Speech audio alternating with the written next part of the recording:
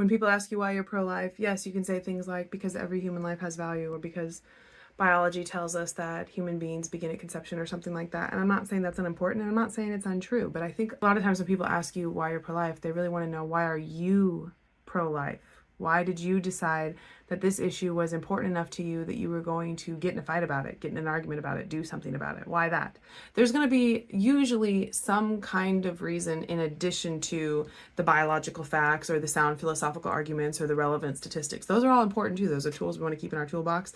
But usually there's something else. It can have to do with pregnancy loss. It can have to do with their own experiences with abortion or with people they know who went through it. So when people ask you why you're against abortion, tell them your stories.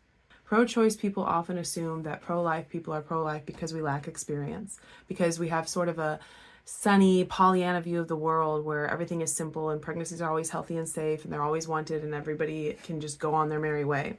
They think that we don't understand how hard life can be, how complicated situations can be, otherwise we would never hold this position. Often it's the opposite.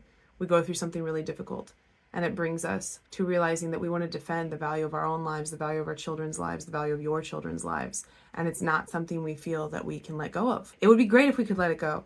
It would be great if we could take what is, generally speaking, the vastly more popular position that requires nothing of you. It requires you to just stay out of everyone's business and do nothing.